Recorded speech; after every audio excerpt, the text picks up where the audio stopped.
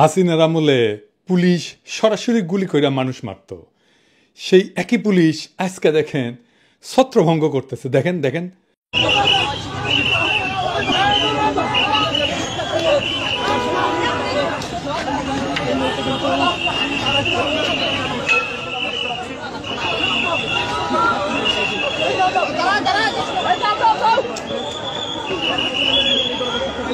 দেখেছেন কারো শরীর স্পর্শ করতেছে না, খালি সাউন্ড করতেছে। জিন্দেগিতে চিন্তা করেছিলেন হাসিনার জাউরা ঠোলা এইভাবে পুলিশ হয়ে উঠবে? ভাবেন নাই, কিন্তু হয়েছে। পুলিশের দুইজন নেতৃত্বে, খোদাবক্স ভাই আর বাহার ভাই, দুজনেই বাংলাদেশের জনগণের তরফ থেকে আমার সালাম আর কৃতজ্ঞতা গ্রহণ করেন। আপনারা এক অসাধ্য সাধন করছেন। যেই পুলিশ সদস্যকে দেখা যাইতেছে এই ভিডিওতে, ওনারা আইডেন্টিফাই করেন, প্রমোশন দেন, পুরস্কৃত করেন, জাতির সামনে পরিচয় করায় দেন। এই পুলিশ সদস্যকে জিটি পাবেন, বুকে জড়ায় ধরবেন, না খিলা ছাড়বেন না, এক কাপ চা হইলে খিলাবেন। এবার আসেন আজকের আলোচনায়। এই যে খেলা হবে, এই স্লোগান তো দিছিল শামীম ওসমান, তাই না? 24 তারিখের পরে আসো খেলবো, খেলা হবে, খেলা হবে। 24 তারিখের পরে খেলা হবে। তুই, তোর খালেদা জিয়া, তোর জামাত, তোর হেফাজত সব নিয়ে আমরা খেলবো। 24 তারিখের পর খেলা হবে। তো খেলা শুরু হওয়ার আগেই আওয়ামী লীগেরা ভাগলো। সাহস থাকলে দেশে আয় বইলে অতি বীরত্বের সঙ্গে হেলিকপ্টারে পলাইলো তার নেত্রী। তাদের তীর্থভূমি ধানমন্ডি 32 নাম্বার জয় বাংলা করে দেওয়ায় ওরা এতিম। এখন ওখানে নতুন বাপ দরকার। দেখেন আমেরিকাত তারা মোদির নামে স্লোগান দেয়, welcome welcome Modiji, Modiji, we are for Modiji, we are for Modiji, we support Modiji, Modiji, we support মোদিজি, মোদিজি। হ্যাঁ দেখেছেন, শুধু স্লোগান হইলে বুঝতাম যে মুখ ফুসকা ফট করে কয়ে দিছে, তা না, তারা ব্যানারও লিখে আনিছে। তার মানে এটা চিন্তা করে স্লোগান দেওয়া। দেখেছেন, দুনিয়ার কোন রাজনৈতিক দল আছে আর এক দেশের রাজনৈতিক নেতার নামে স্লোগান দেয়? নাই। আওয়ামী লীগ কি বাংলাদেশের দল না? তবে তারা কেন মোদির নামে স্লোগান দেয়? আওয়ামী লীগ কি তাইলে বাংলাদেশের দল তো না? ওরা মোদির নামে স্লোগান দেয়, ওটা ইন্ডিয়ার দল। তো মোদির নামে কেন স্লোগান দেয় সেটা বুঝতে হইলে আপনার ওই হার্পিক মজুমদারের একটা ক্লিপ দেখা লাগবে ইন্ডিয়ান টিভি। অবশ্য উপরি হিসেবে আপনি দেখবেন বাংলাদেশ নামের এই ভূখণ্ডের উপরে, এই রাষ্ট্রের উপরে তাদের এই আওয়ামী লীগারদের কি বিপুল ঘৃণা। আগে শুনেন। প্লিজ প্লিজ একটা কথা আমি আপনাকে অনুরোধ করি, বাঙালির সাথে বাংলাদেশিদেরকে মেলাবেন না। বাঙালির একটা সত্তা রয়েছে, বাঙালির একটা আত্মমর্যাদা রয়েছে, বাংলাদেশিদের কোনো আত্মমর্যাদা নাই। দাদা বুঝতে পারছি আপনার বাংলাদেশি বলবেন, আপনি বাঙালি বলবেন না। এদের কোনো জাত নাই, এদের কোনো জাত পরিচয় নাই। এরা নিজের পিতার ঘর ভেঙে ফেলে, এদের কিসের জাত পরিচয়? কিসের জাত পরিচয় এদের? যে তার পিতার ঘর ভেঙে ফেলে, যে তার ঐতিহাসিক স্থান ভেঙে ফেলে, তাদের জাত পরিচয় কি? এরা যেই পাতে খায় সেই পাতে হাগে। আপনি তাদেরকে মুক্তিযুদ্ধের সময় কলকাতা তাদেরকে কি করেছে, ইন্ডিয়া তাদেরকে কি করেছে সব ভুলে গেছে এই বেঈমানের জাত। আমি ঘৃণা বোধ করি যে আমি এই দেশে জন্মেছি, আমি ঘৃণা বোধ করি। আমার কাছে মনে হয় এই দেশকে, মানে এইখানে একটা যুদ্ধ শুরু হয়ে গেছে। এই যুদ্ধে এখন আমাদেরকে স্বাধীন করবার পালা। অস্ত্র হাতে নামতে হবে, এখানে গেরিলা যুদ্ধ করতে হবে, এখানে আমাদেরকে ট্রেনিং নিতে হবে। দেখেছেন, যুদ্ধ করবি, গেরিলা যুদ্ধ করবি। আবার তীর্থভূমি বাঁচাইতে আসলে উনি বুঝলাম ইনি সাহস আছে কি আছে আর জীবনে, মরে গেলে হাড্ডি ছিঁড়ে গেলে তা না আসলে হইনি না, তা আসলেও না কে? কারণ ওই হ্যাডমটা নাই, কখনো ছিল না। 1971 হ্যাডম ছিল না, ইন্ডিয়ারে বাপ ডেকে নিয়ে এসেছিল, এখন ইন্ডিয়ারে বাপই ডাকা লাগে। ওই প্রোগ্রামের অ্যাঙ্কার আবার বলে কি 1971-এর মতো ইন্ডিয়াকে সাহায্য করতে হবে। শুনেন। কিন্তু এবার কি তাহলে আবার ভারতের কাছে সাহায্য চাওয়ার দিন এগিয়ে এসেছে? কারণ এই মুহূর্তে দাঁড়িয়ে স্বাধীন দেশ যদি কোনোভাবে সাহায্য না চায়, তাহলে একটা দেশ আরেকটা দেশের রাজনীতিতে গিয়ে সরাসরি নাক গলাতে পারে না। বাপরে, আমেরিকা থেকে 5 লাথি দিয়ে ডান্ডা বেরিয়ে পরে পেটে দিছে, আর ওই বাংলাদেশে আওয়ামী লীগরা আবার ক্ষমতাত বসে দিবি। ওরে বাবা, গোয়াত নাই চাম, রাধাকৃষ্ণের নাম। তার মানে আওয়ামী লীগ আর এইসব থার্ড ক্লাস ইন্ডিয়ান চ্যানেল চায় বাংলাদেশের সামরিক হস্তক্ষেপ করে ইন্ডিয়া আবার হাসিনার হারানো রাজ্য উদ্ধার করে দিক। এই জন্যই আমেরিকাত মোদির নামে স্লোগান দিছে। আবার দেখান রিটা সাহেব, welcome welcome Modiji, Modiji, we are for Modi ji. We are for Modi ji. We are for Sheikh Hasina. We are for Sheikh Hasina. We support. Modi ji. Modi ji. We support. Modi ji. Modi ji. We support. Modi ji. আবার দেখেন সে কয় আমাদের নাকি লজ্জা নাই, Harpic Majumdar কয় আমাদের কোনো লজ্জা বোধ নেই, কিচ্ছু নেই। আমরা আমাদের মহামনীষীদেরকে ঠিক এভাবে ট্রিট করি। মাত্র 6 মাস আগে পাখির মতো গুলি করে বাচ্চা বাচ্চা ছেলে মেয়েগুলোকে মাইরা ফেলাইলো, হেলিকপ্টার থেকে গুলি করলো, ব্লক রেড দিয়ে তুলে নিয়ে গেল, জাতিসংঘের রিপোর্ট আসলো। এর চাইতে বড় আন্তর্জাতিক প্রমাণ আর কি হইতে পারে? তাও ওদের লজ্জা নাই, বিন্দু মাত্র অনুশোচনা নাই। আবার উল্টে আমাদেরকে বলে লজ্জা নাই। কেমন জাউরা দেখেন। এইসব জাউরাদের জন্য গণতান্ত্রিক অধিকার চায় আবার অনেকে। ফ্যাসিস্টদের গণতান্ত্রিক অধিকার বা প্রোটেকশন দেওয়া হচ্ছে আর একটা সুশীল জাউরামো। একটা কথা আমাদের পরিষ্কার করে বোঝা উচিত, বাংলাদেশ রাষ্ট্রের ফ্যাসিজম বিচার করার আইন নাই। গণতন্ত্র সুশীলতা দিয়া আপনি ফ্যাসিজম ডিল করতে গেলে আপনি পরাজিত হবেন, লিখে রাখেন। আপনি মরিছেন ফ্যাসিস্টের সাথে সুশীলতা করতে গেলে মরিছেন। আমলি কি সেটা আপনারা দেখা, এটা ছোট ক্লিপ দেয়া।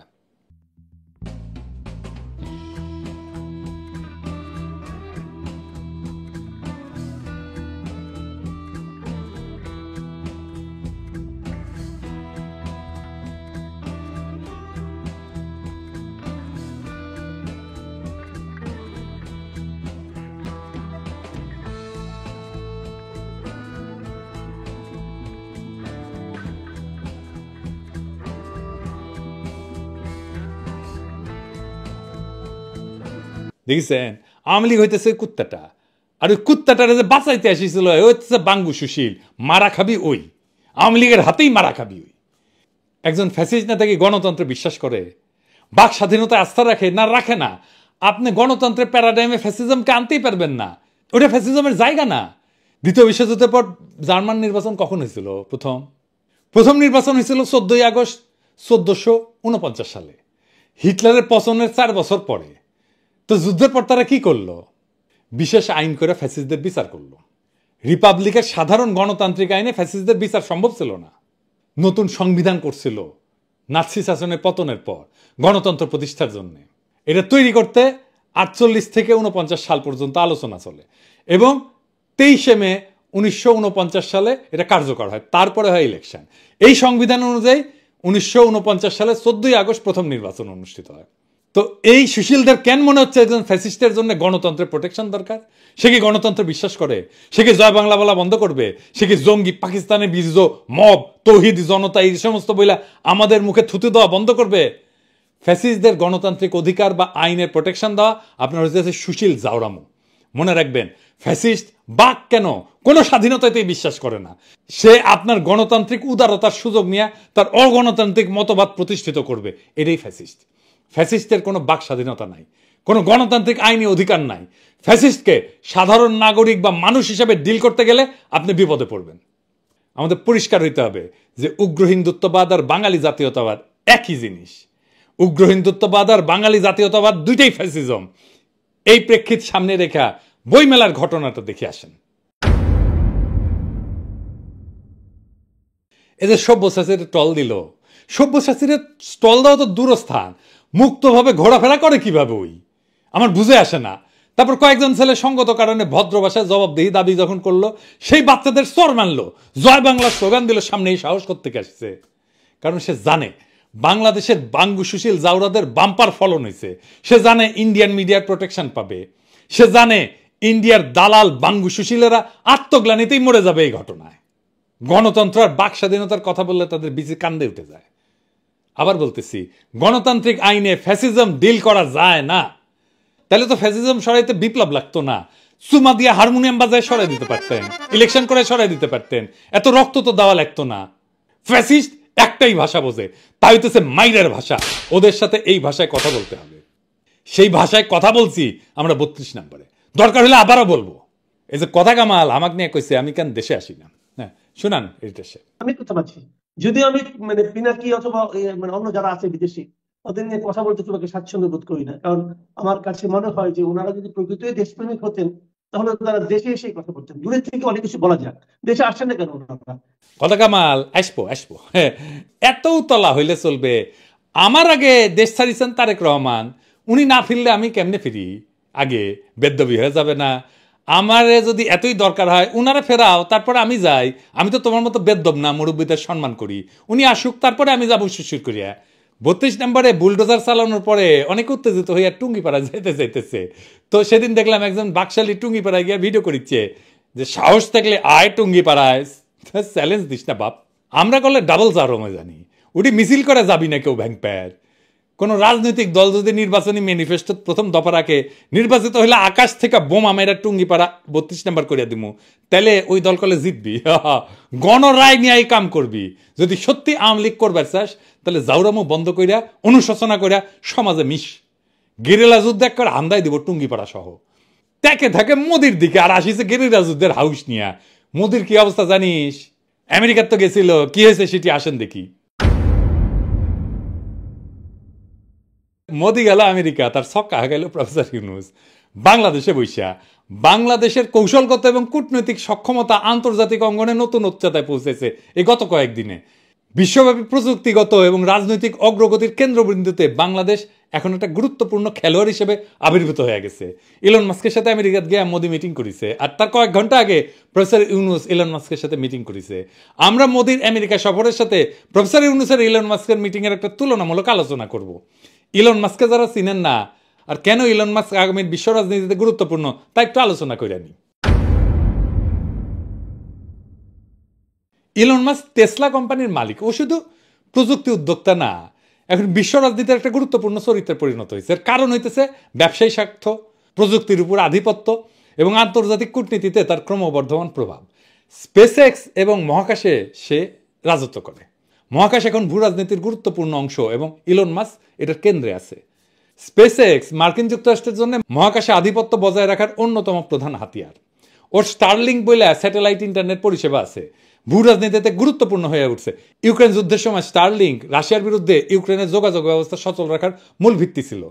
স্পেস এক্স বর্তমানে চীনের মহাকাশ প্রকল্পের বড় প্রতিদ্বন্দ্বী এবং মার্কিন সামরিক বাহিনীর সাথে গভীরভাবে সংযুক্ত। যে কোনো দেশের যোগাযোগ এবং তথ্য প্রবাহ নিয়ন্ত্রণ করতে পারা মানে রাজনৈতিক শক্তি অর্জন করা। স্টারলিংক এখন বিশ্বজুড়ে স্বাধীন ইন্টারনেট সংযোগ দেওয়ার একটা গুরুত্বপূর্ণ হাতিয়ার। এটা এমন একটা প্রযুক্তি যা সরকার চাইলেও পুরোপুরি নিয়ন্ত্রণ করতে পারবে না, ফলে এটা ক্ষমতার ভারসাম্য বদলে দিতে পারে। এই জন্যই ইন্ডিয়া এটা নিতে চায় না। বাংলাদেশে জুলাই যদি স্টারলিংক থাকলে নিয়ে, তাহলে আমরা আরো 7 দিন আগে হাসিনাকে জয় বাংলা করে দিতে পারতাম। ইন্টারনেট বন্ধ করে এসে কয়েকদিন এক্সট্রা লাইফ পাইছিল। এই পৃথিবীর যে শক্তির ভবিষ্যৎ এনার্জি, এটা নির্ভর করবে কার্বন মুক্ত জ্বালানির উপরে। সেইখানে ইলন মাস্কের টেসলা এটা অগ্রগামী। বৈদ্যুতিক গাড়ি শিল্পের নেতৃত্ব দিয়া ওই ফসিল ফুয়েল মানে পেট্রোল, তেল, কেরোসিন ইত্যাদি এটার ভিত্তিক যে অর্থনীতি এটাকে চ্যালেঞ্জ করছে সে। চীন, আমেরিকা, ইউরোপ, ভারত সবাই চায় টেসলার প্রযুক্তি এবং বিনিয়োগ, ফলে এই দেশগুলোর উপরে সে প্রভাব বিস্তার করতে পারে। টেসলা ইতিমধ্যে চীনে বিশাল কারখানা গড়ে তুলছে, তাকে চীন অর্থনীতির সাথে গভীরভাবে সংযুক্ত করছে। এটা ছাড়াও কৃত্রিম বুদ্ধিমত্তা মানে আর্টিফিশিয়াল ইন্টেলিজেন্স, এইটাই হইতেছে ভবিষ্যতের প্রযুক্তি। আগামী বিশ্ব রাজনীতির অন্যতম শক্তি হবে আর্টিফিশিয়াল ইন্টেলিজেন্স, যেখানে ইলন মাস্ক একটা বড় খেলোয়াড়। XAI নামে একটা নতুন এআই কোম্পানি করেছে, যা ওই যে ওপেন এআই, চ্যাট জিপিটি শোনেন না, আর গুগলের সাথে প্রতিযোগিতা করছে। তার নিউরালিঙ্ক বলে একটা প্রকল্প আছে, মানুষের মাথার সাথে, ব্রেনের সাথে, মগজের সাথে কম্পিউটারের যোগাযোগ। মানে আপনি চিন্তা করবেন না, লেখা হয়ে যাবে কম্পিউটারে। হ্যাঁ, এটা সামরিক এবং গোয়েন্দা অপারেশনে ভবিষ্যতে খুব গুরুত্বপূর্ণ হতে পারে। কৃত্রিম বুদ্ধিমত্তার নীতি এবং ব্যবহার নিয়ন্ত্রণে মাস্কের প্রভাব সরকারগুলো থেকেও বেশি হয়ে উঠতে পারে। এটা ছাড়া সোশ্যাল মিডিয়া এবং রাজনৈতিক প্রভাব আছে। টুইটার ছিল না, আছে না, আগে নাম ছিল টুইটার, এখন এক্স হয়েছে। এটার মালিক কিন্তু ইলন মাস্ক। গণতন্ত্র, তথ্য প্রভাব এবং রাজনৈতিক প্রচারে সোশ্যাল মিডিয়া এখন মূল অস্ত্র। আপনারা তো দেখেছেন, আমরা তো ইউটিউব আর ফেসবুক দিয়ে হাসিনার আধা জয় বাংলা করে দিছি। তো এই টুইটার কিনা রাজনৈতিক বিতর্কের কন্দেমন্ত্রীতে চলে আসছে। বিশ্বজুড়ে জনমত তৈরিতে টুইটারের বিশাল ভূমিকা আছে, যেটা এখন তার নিয়ন্ত্রণে। মার্কিন প্রেসিডেন্ট নির্বাচন, ব্রিটেনের নির্বাচন, ভারতের নির্বাচন, এমনকি বাংলাদেশের এই বিপ্লবেও পাকিস্তানের পরিস্থিতিতে টুইটারের প্রভাব আছে। এটা ছাড়া বিশ্ব কূটনীতিতে মাস্কের সরাসরি ভূমিকা আছে। অনেক সময় মাস্ক এমন কূটনৈতিক কাজ করে যা সাধারণত রাষ্ট্রনায়করা করে থাকে। ইউক্রেন যুদ্ধের সময় মার্কিন সরকার এবং ইউক্রেন মাস্কের স্টারলিংক ব্যবহারের উপর নির্ভর করেছিল, আগেই তো বলছি। মধ্যপ্রাচ্যে তার টেসলা এবং স্পেস এক্সের বিনিয়োগের কারণে সৌদি আরব, কাতার, তারপরে সংযুক্ত আরব আমিরাত, এটার সাথে তার ঘনিষ্ঠ সম্পর্ক তৈরি হয়েছে। চীনের সাথে তার অর্থনৈতিক সম্পর্ক গভীর। বেজিং আর ওয়াশিংটনের মধ্যে উত্তেজনা থাকলেও ইলন মাস্কের ব্যাপারে দুই পক্ষই মহব্বত দেখায়। আমেরিকান রাজনীতিতে ইলন মাস্কের প্রভাব দ্রুত বাড়তেছে। প্রকাশ্যে রিপাবলিকান দল এবং ডোনাল্ড ট্রাম্পের সমর্থন করছেন তিনি। মার্কিন রাজনৈতিক মঞ্চে গুরুত্বপূর্ণ করে তুলছে তাকে। আমেরিকার প্রযুক্তি খাত এখন বড় অংশ মাস্কের হাতে, যা তাকে রাজনীতিবিদদের উপর প্রভাব বিস্তারের সুযোগ করে দিছে। তাই আগামী দিনে আন্তর্জাতিক রাজনীতিতে ইলন মাস্কের ভূমিকা অনেক রাষ্ট্রনায়কের চাইতেও বেশি গুরুত্বপূর্ণ হইতে পারে। এই জন্যই প্রফেসর ইউনূসের সাথে ইলন মাস্কের মিটিংটা গুরুত্বপূর্ণ। কি আলোচনা হয়েছে? বাংলাদেশে স্টারলিংক আসিচ্ছে। এইটা বাংলাদেশে গ্রামীণ জনগোষ্ঠী, নারী উদ্যোক্তা এবং তরুণদের ক্ষমতায়ন করতে পারে। প্রফেসর ইউনূসের একটা গ্রামীণ ফোন নিয়ে একটা এক্সপিরিয়েন্স আছে। স্টারলিংকের সাথে গ্রামীণ ফোন এবং এই গ্রামীণ ইন্টারনেট কমিউনিকেশন এইটার সাথে যুক্ত হয়ে যাবে। প্রফেসর ইউনূসের একটা থিওরি আছে কিভাবে উন্নত প্রযুক্তি ব্যবহারের মাধ্যমে দরিদ্র এবং প্রান্তিক জনগোষ্ঠীকে অর্থনীতির মূল ধারায় নিয়ে আসা যায়। এবং এই ধারণা ইলন মাস্ক খুব খাইছে, খুব আগ্রহ সহকারে শুনছে এবং বাংলাদেশে উদ্যোগের প্রশংসা করছে। এবং ইলন মাস্ক যারা এখানে মিটিংয়ে ছিল, আমি তাদের কাছে শুনছি এমন শ্রদ্ধার সাথে প্রফেসর ইউনূসের সাথে কথা বলছে, সেটা তুলনাবিহীন। এবং আমরা পরবর্তীতে দেখব মোদির সাথে কেমনে কথা বলছে। এটা ছাড়াও ইলন মাস্ক তার বাংলাদেশ সফরে আগ্রহ প্রকাশ করছে। আন্তর্জাতিক পর্যায়ে বাংলাদেশের গুরুত্বকে প্রতিষ্ঠিত করবে ইলন মাস্ক যদি আসে। এইটাই প্রমাণ করে যে বিশ্ব প্রযুক্তি অঙ্গনের অন্যতম প্রধান নেতা বাংলাদেশকে গুরুত্ব সহকারে বিবেচনা করতেছে। এই বৈঠকের সফল আয়োজনের পিছনে ছিলেন আমার গুরু খলিল ভাই এবং স্পেস এক্সের global engagement adviser Richard Griffiths. তারা ওয়াশিংটনে বৈঠকের এমন সময়টা এমনভাবে নির্ধারণ করছে, আলোচনার কাঠামো তৈরি করছে যাতে এটা মোদির ওয়াশিংটন সফরের সাথে একই সময় হয়। এটা ছিল একটা খুবই কৌশলগত সিদ্ধান্ত যা ভারতের প্রভাবকে পাশ কাটায় বাংলাদেশের অবস্থানকে শক্তিশালী করছে। এইখানে নরেন্দ্র মোদির ব্যর্থতা কি? মানে আমেরিকা সফরে ইলন মাস্ক এবং ট্রাম্পের সাথে মিটিংয়ে এটা একটা কূটনৈতিক বিপর্যয়। আসেন কূটনৈতিক বিপর্যয়টা কি এটা একটু বুঝে দেখি। ইলন মাস্কের সাথে মোদির বৈঠকটা প্রতীকী এবং সৌজন্যমূলক, এর বেশি কিছু ছিল না। আলোচনায় নানা কিছু আসছে কিন্তু কোনো বড় তাৎপর্যপূর্ণ সিদ্ধান্ত হয়নি। ভারতের চূড়ান্ত সিদ্ধান্তহীনতা এবং দফায় দফায় বাধার কারণে স্টারলিংকের ভারতে প্রবেশ অনিশ্চিত, যাচ্ছে না। আপনি মোদির সাথে ইলন মাস্কের মিটিংয়ের ইলন মাস্কের হাতের ভঙ্গিটা দেখেন, এইটা সে বড় করিয়া দেখেন, এই যে এইরকম করে বসছে না, দেখেছেন? এই যে ভঙ্গি, এটা পাওয়ার আর কন্ট্রোল। তার মানে ওই মিটিংয়ের মাস্টার ইলন মাস্ক। সব পাওয়ারফুল মানুষ অবচেতনে এইভাবে হাতের ভঙ্গি করে আরেকজনের সাথে কথা বলার টাইমে। আপনি যখন পাওয়ারফুল হবেন তখন দেখবেন আপনার হাতে কে হয়ে গেছে। আমরা কয়েকটা নেতার ক্ষেত্রে দেখি, এই যে স্যার এরদোগান দেখেছেন, অ্যাঙ্গেলা মার্কেল, এমনকি হিটলার দেখেছেন, এক্সট্রিমলি পাওয়ারফুল নেতা। ট্রাম্প, তাহলে বুঝেছেন ওই মিটিংয়ের মাস্টারকে। এখন দেখিচ্ছি আমার ক্ষুদ্র ভ্রাতার ভগিনীরা এঁকে করে হাত রাখিছে, আমি কালো দেখবার পারিচ্ছি। যাই হোক, টেস্ট করিচ্ছে ক্যাঙ্কা হবে পাওয়ারফুল এলে এসে। আমরা টেসলার ফ্যাক্টরি বাংলাদেশে আনতে বলবো। মোদির জন্যে ইলন মাস্কের সাথে ব্যর্থ আলোচনাই না, বরং ওয়াশিংটনে মার্কিন প্রেসিডেন্ট ডোনাল্ড ট্রাম্পের সাথে তার বৈঠকও চরম হতাশার। মোদি চাইছিল ভারতীয় পণ্যের জন্য শুল্ক ছাড় এবং মার্কিন পণ্যের জন্য ভারতের শুল্ক কমানো। হ্যাঁ, কিন্তু ট্রাম্প ভারতীয় পণ্যের উপরে নতুন করে শুল্ক আরোপের সিদ্ধান্ত ঘোষণা করছে। এটা মোদির জন্য বড় ধাক্কা। মোদি চাইছিল বাংলাদেশকে নিয়ে নেতিবাচক প্রচারণা চালাতে, কিন্তু ট্রাম্প স্পষ্টত বিষয়টা এড়ায় গেছে। এটা প্রমাণ করে যে বাংলাদেশ বিরোধী প্রচারণা আর আগের মতো আমেরিকান সমর্থন পাচ্ছে না। আর একটা গুরুত্বপূর্ণ ব্যাপার ঘটছে, চীন প্রসঙ্গে নীরবতা।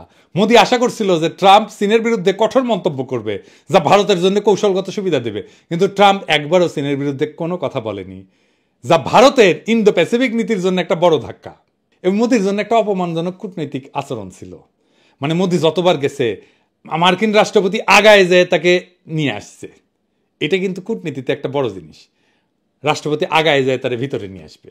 মোদির সফরের সময় তার জন্য আনুষ্ঠানিক অভ্যর্থনা দেওয়া হয়নি, আগে দেওয়া হয়েছে।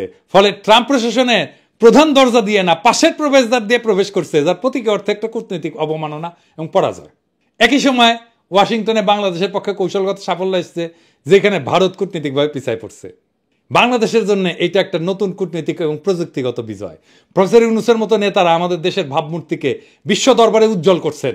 তার এই উদ্যোগ শুধু প্রযুক্তি না, বরং অর্থনৈতিক প্রবৃদ্ধি, সামাজিক অন্তর্ভুক্তি এবং ডিজিটাল স্বাধীনতার দিক থেকেও নতুন দিগন্ত উন্মোচন করছে। অন্যদিকে মোদির ব্যর্থতা দেখাই দিছে শুধু বড় কথা বললেই কূটনৈতিক সাফল্য আসে না, কার্যকর কৌশল এবং দূরদর্শী নেতৃত্ব ছাড়া আন্তর্জাতিক রাজনীতিতে টিকে থাকা কঠিন। দুনিয়া বড় কঠিন হয়ে গেছে। আজ বাংলাদেশ যেখানে তার শক্তি এবং সক্ষমতা দেখাচ্ছে, ভারত সেখানে বারবার নিজেদের ব্যর্থতার প্রমাণ দিচ্ছে। আমাদের উচিত এই সাফল্যকে সাথে নিয়ে দেশের অঙ্গনে বিপ্লবী শক্তির অবস্থানকে আরো সুদৃঢ় করা। আগস্ট বিপ্লবের যে অসমাপ্ত কাজ আছে তা এক্ষুনি সম্পন্ন করতে হবে প্রফেসর ইউনূসকে। হাসিনা আর তার সাঙ্গপাঙ্গদের বিচার সম্পন্ন করতে হবে, সকল সংস্কার সম্পন্ন করতে হবে। আন্তর্জাতিক আর জাতীয়ভাবে প্রফেসর ইউনূসের সরকার এত সংহত অবস্থায় আর কখনো ছিল না। আমরা এইদিকে 32-এর দিসি বুলডোজার চালায়, আর প্রফেসর ইউনূস আমেরিকার দিছে বুলডোজার চালায় মোদির উপরে। বাংলাদেশ এখন এক নতুন সম্ভাবনার শক্তিশালী প্ল্যাটফর্ম। আমরা আগস্ট বিপ্লবকে ব্যর্থ হইতে দিইনি, আমরা আগায় নিছি নতুন নতুন বিজয় দিয়া বাধাকে মোকাবেলা কইরা। জনগণের প্রবল দেশপ্রেম আর প্রফেসর ইউনূসের অতুলনীয় দক্ষতা দিয়া আমাদের বিপ্লবকে রক্ষা করতেই হবে আর আগায় নিতে হবে সামনে। ইনকিলাব জিন্দাবাদ।